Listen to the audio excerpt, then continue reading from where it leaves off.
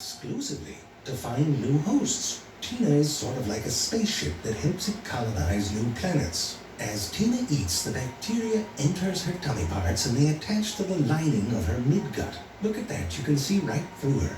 Once there, they go into a kind of low-energy state, sort of like those suspended animation pods that astronauts use in science fiction movies. After 3 days of feeding, Tina is about the size of a poppy seed. With her little bacteria travelers on board, she drops back to the ground to digest and to get ready for the next phase of her life. As a nymph, her nymph body develops inside that swollen-ass thing that you really want to pop like a zit. When she emerges, she now has her 4th pair of legs. As a nymph, she will have meal number 2, and this is where it gets interesting. The bacteria are rooting for Tina to pick another competent host so they can infect it and keep multiplying. It's like astronauts hoping to land on an Earth-like planet. But Tina can also feed from incompetent hosts. These include some lizards and all ruminants, like deer and cattle. If Tina feeds from one of these incompetent hosts, their blood and immune system will kill off the Lyme bacteria, ridding Tina of the infection. That's right, a deer tick doesn't get Lyme from a deer. This means that depending on her food preference, an infected nymph will either stay infected or be cured. For example, exotic ticks in the southeast of the United States prefer lizards, and therefore Lyme is uncommon. In the northeast, they prefer rodents, and Lyme is everywhere. Now, Tina could also choose a 3rd category of hosts, which includes people and dogs. In this case, the tick remains infected but gets a good meal. For everyone else, it's a bummer. To the bacteria, we are a dead end. Once inside of us, it has no chance of infecting anything else, and our immune system goes completely crazy trying to deal with it. Anyway, Tina the nymph chooses an uninfected mouse. To see how she transmits the disease, we'll have to look at her crazy-ass mouth parts. Told you, this is what toilet paper looks like in hell. But first, a brief message about our sponsor. I'm going to lead with this. Curiosity Stream is only $14.99 for an entire year. Even if you don't know what it is, you're probably thinking, what could possibly be so affordable? Is it a half of a shoe? No, Well, where I'll are tell you you what going? it is. Curiosity Stream is a collection of thousands of documentaries and non-fiction programs that you can stream to any device, not a toaster, but everything else, not a vacuum either. They also have original programming. They just released one called Doug to the Rescue. It's about Doug. That's him, not the puppy, the person. He uses drones with infrared cameras on them to find and rescue animals trapped by fires and hurricanes. You probably don't do that, but you can watch him do it. Curiosity Stream is only $14.99 for the whole year. I'm a fan and happy to have their support. Use code ZEFRANK to sign up. Where were we? Oh right, this crazy thing. But let's back up a second. Many other blood feeders, like the mosquito, are quite precise. They poke their mouth parts directly into a blood vessel and let the host's heart pump the blood for them. Ticks, on the other hand, do it differently. They are Where are you promophages going? or telmophages. It's sort of like when you're on the beach and you dig a hole and then it fills up with water.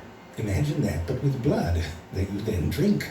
But digging in skin is a little more challenging than digging a hole in the sand. When you're the size of a tick, skin is more like a loose mesh of fibers. Imagine having to tunnel into a giant ball of cotton. To dig, Tina uses these, a pair of chelicerae. Each one can telescopically extend and bend at the tip. By employing a sort of alternate swimming-type motion, they pull the matrix of the skin apart. Tina secretes saliva, which contains proteins that numb the area and suppress the immune system, but also cause tissues to start breaking down. When things have been loosened up a bit, both chelicerae extend, bend at the tips, and pull at the same time. This drives that central barb thing called the hypostome deeper into the skin. The hypostome seems to act as an anchor, holding on with all those backward-facing barbs. And backward-facing barb is a good pornography name. As fluid from the damaged tissues begin to pool, Tina's mouth sucks it up using a muscular pump. When the first bits of the meal hit the midgut, it seems that the bacteria wake up. Instead of going out through the mouth, which is kind of swimming against the current, the bacteria make their way through the gut wall to the salivary glands. And it's through the saliva that the bacteria enter the host. It can take more than 24 hours of feeding for the bacteria to move to the salivary glands. So if you pull it off early enough, you can avoid the disease. Anyway, After her second meal, Tina is ready for her final molt into her adult form. Males and females look virtually identical in their larval and nymphal stages, but as adults they differ. Females are larger, and males have shorter, stubbier mouthparts. This is because the adult male will not eat again, and instead will use his mouthparts for mating. You'll see. As an adult, Tina will only attach to larger animals because this meal is a big one. Climbing up tall grasses gives her a better shot at big animals. Well now, it seems that Tina has found herself a mate. Here you can see the smaller male position himself to initiate mating. He aligns his jagged mouthparts with the female's genital pore, as is the custom. After some prodding around, and if the vibe is right, he inserts his mouthparts into the genital pore, as is the custom. But I know it's blurry, Jerry. You can't hire a good pornographer to film this. It's too small. You need tiny instruments. Now pay attention. While he's doing that, he exudes a sort of liquidy sac called a spermatophore out of his genital opening. You can see it right there. It looks a bit like a white balloon. Then he deposits his sperm into it. You know, you wouldn't hire him to be a birthday clown. When the spermatophore is loaded and ready, he pulls his mouthparts out. Then he pulls the spermatophore over to her genital pore and attaches it. It's like meeting someone who really doesn't understand how to use a condom. Carbon dioxide inside the spermatophore actively pushes the sperm into the female tick. Males can do this 2 to 3 times and often mate with females who are in the process of feeding. It's like a theme restaurant. This last feeding is a doozy. When she detaches after a week or so of feeding, Tina is 200 times her starting weight. This final meal will be used to create her babies, and there's a lot of them. These will be the only eggs that she lays, and they are tiny and vulnerable to dehydration. But she has a special organ called Genet's organ that makes its appearance during the egg-laying process. It looks a bit like a handlebar mustache made out of gummy bar secretion, which helps them cluster together and keeps them moist. Tina will lay up to 2,000 eggs, and when she's done, she will die. Jerry, how long is this clip? Does it just keeps going? Well, no, I know she lays a lot of eggs. I just didn't think we'd watch every single one. I mean, it's less dramatic, and then she will die. That's a fade to black. What do you mean, who eats them? Jerry, it's not a genre of music. It's booty, cutie, got a cute booty. Let's take it out like we're on a race movie.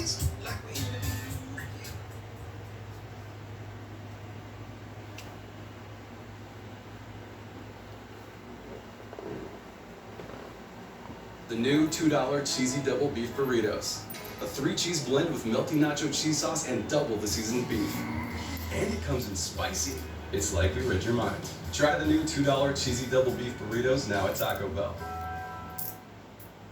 Why choose proven quality sleep from Sleep Number? Because the Sleep Number 360 smart bed senses your movements and automatically adjusts, so you both stay comfortable all night and can help you get almost 30 minutes more restful sleep per night. Proven quality sleep is life-changing sleep. Visit sleepnumber.com to shop now. This episode is sponsored by Brilliant. Learn to think. Dale? Dale, I think you should see this. There's something in the water. No, it's not the dog. Well, I don't know what it is, Dale. Describe it? All right, it looks like Snuffleupagus, but reimagined as a dildo, wearing glasses. Does that help, Dale? No, I'm not drunk. Dale, I really think you should... What the fuck? Let's back up a bit. This is a raft of Culex eggs, seen My from poor below, neighbor. and they are just about to hatch. Now, if you have that That's thing where his lots of house, little by the holes way. freak you out, That's this his might be house. a good time to go to the kitchen and get something That- to eat. Not a bagel. Somebody not just a uses and for not their pimento olives either. You might as well own just stay personal off dog this. park. Well, you've been warned. And here come God, the be more biggies. careful. There are more than 3,500 known species of fly in the family Culicidæ.